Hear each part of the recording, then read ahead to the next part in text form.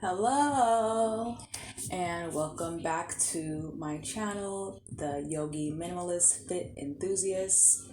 And today we will be discussing a little bit more of some yamas and niyamas. Miss Foxy is going to make an appearance, so if you see my weenie dog, she's gonna pop on through. She hears me talking, so anyhow. So, how is everyone doing? Have you been practicing? Have you been working out? Have you been practicing not just on the mat but also off the mat? Have you? Have you been sticking with it?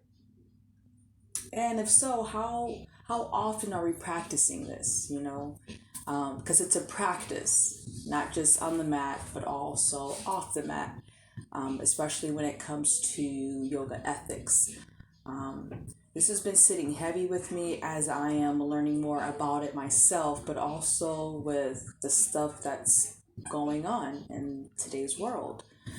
In today's discussion, Satya is an ethic that falls underneath the yama of yoga. And don't mind me, I'm looking at my notes here. And Svadhyaya is what will follow underneath the niyamas. So going to Satya is all about truthfulness. So us being truthful within ourselves, um, which I feel like whatever you practice within yourself, it allows you to practice that externally. So you're able to share that with the world. And sometimes it can be a little tricky. There are plenty of people that they may practice something that appears to be more appealing out in the world, and then internally, in their household or people who are close to them, they may be completely different people. That's a whole other discussion. I will definitely be making a video about that. If you are interested in learning more about it, let me know. Let me know in the comments below, because you can experience different relationships with people, and they may have this persona that is being, that may be attracting certain types of people, but you know them in a whole different way. So yeah, that's a whole other discussion. But getting back into it with Satya, truthfulness and living your life with integrity. This gives us the opportunity to practice authenticity. A lot of us, we may not know how to be real with ourselves, because we have created this person, or kind of like our alter ego. Or sometimes what can happen too is the outside of us, or our outside world, our parents, maybe, our siblings, our friends, our spouse, or whoever, they may have certain expectations for us, and then we begin kind of turning into that. And that can be a good or a bad thing. It just depends if it aligns with you, if it aligns with who you are authentically.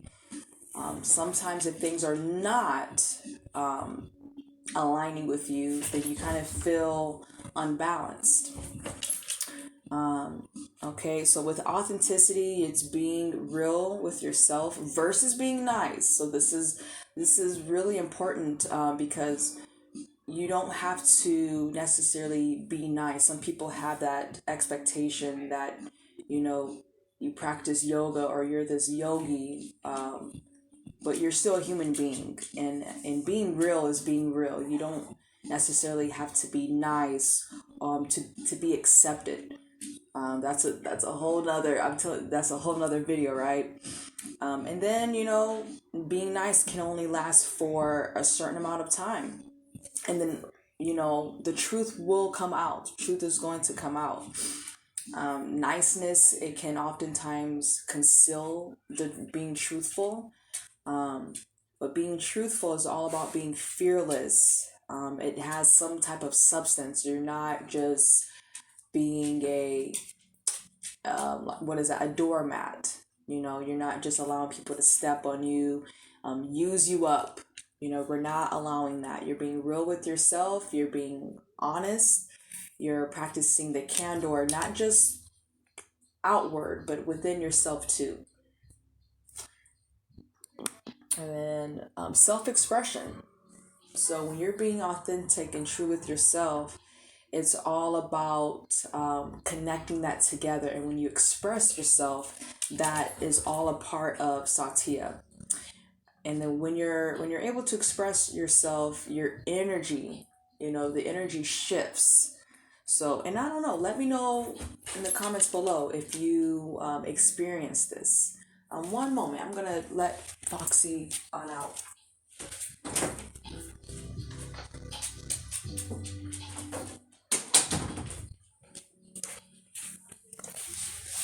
Okay, and then also too, we can turn into self-indulgence. So self-indulgence, but sometimes we do that to pacify ourselves. Sometimes we do that to fill in some type of void. So the more you tune into yourself and you're able to express yourself, express your feelings, that can help eliminate those indulgences or those impulses that we want to feel, which oftentimes it's to fill a void. We're filling in something that, we're covering something up that needs to be exposed or that needs to be solved. And then, I like this one here. It says pretending is draining. It is. It is. If we're not being truthful with ourselves and we're just pretending, putting up a front and stuff, it makes us feel a certain way. If some people are, what is it? If some people thrive off of that and they seek that constantly, they have to keep on pretending. They have to keep doing that, because they thrive off of that. They thrive, and they're going to continue doing that. That can spiral out of control. That can spiral out of control, because that person is not really being truthful, with themselves and with the people around them. They're doing it to put up a front, and basically get that attention or satisfaction. Yeah, so just being mindful of that, because for me, I feel like life is too short, life is too precious to be on that roller coaster of just going up and down. Okay, I'm gonna do this and I'm going to stick with it, and basically play this character so that others can accept me.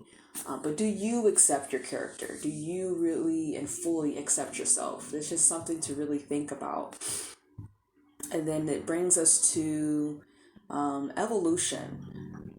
Satya is about tuning into yourself and observing, that truthfulness, because it's all us being truthful with ourselves. We have to make choices, and sometimes those choices may not make sense to other people, or maybe it would.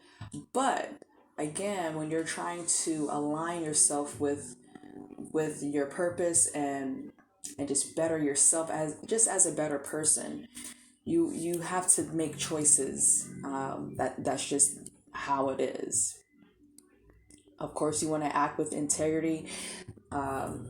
This is something that we should all practice, especially with all the stuff that's happening right now in the world. When you have that compassion with yourself and that truthfulness within yourself, that again, whatever is going on here, that's going to come out. So just being compassionate towards other people, having that sympathy, and really not being afraid to put yourself in other people's shoes, but also having the integrity to actually do something, not just looking at it and just, oh, okay, that's going on over there, I don't want to get involved in it. We should all get involved in any type of situation that is not right. And having that integrity is not just doing something that we do behind the scenes? What are we doing actively? What are we doing actively off the mat into the world that is showing integrity, that is showing truthfulness with how we want to be treated as individuals and how others should be treated as individuals, as human beings. So that's just a little bit of Satya. I can go on and on about that. Again, I want to dig in a little bit more with the yamas and niyamas, but in today's video, Satya, truthfulness, and then we're moving on now to Svadhyaya. Svadhyaya is a self-study, and I feel like for me especially, and that's why I'm bringing these two together, this is something I've been focusing on for a little bit now, where the yamas and niyamas, they all go together. For me right now, Satya and Svadhyaya, they're connecting together. They're speaking to me in a lot of ways. Svadhyaya is self-study, and at the core, we are pure beings, right? At the core, we came in here not knowing anything really, and we can take it back to that point where we're just really studying ourselves. When you really sit down and study yourself, you have the opportunity to again practice being truthfulness. And I just want to excuse my roommate there. If you hear anything in the background, it's my roommate. She also does her own creativity videos and whatnot. And there's dogs out there playing, so I do apologize. Anyhow, so Svadhyaya, self-study. And then it also includes the divine consciousness that resides in us. We have layers on top of our pure centers. We have our learned behaviors, conditioned behaviors, our basic belief systems, and our life experiences. And these layers they represent the beliefs of what we hold and what we hold about ourselves and maybe about others. Okay, so you have the opportunity on practicing that or layering it. So we have the Svadhyaya, our self-study, Satya, the truthfulness. Perceptions. Svadhyaya is about getting past the perceptions of what we have of ourselves. So, we grow up and we have all these different beliefs, but where do those beliefs come from? Are those beliefs that we truly believe in and created within ourselves, or was this built over time, getting that creation from someone else, from our household, from school, from our environment, our friends, etc., work? Like, where did these come from? Where did all these layers come from? And then the Svadhyaya wants us to move beyond those perceptions and see the pure. So you want to see yourself as pure as you are, as you truly are, not taking away your job title, all these different titles that we hold. What are you without any of those? That's how I like to think of Svadhyaya as a more simplistic explanation. What are you without any of those titles? And then projections. Like, this is awesome because all of us, we project on what we know, what we have learned, what we have experienced, and it's all personal, but we all project that out onto other people. And it can be good or bad.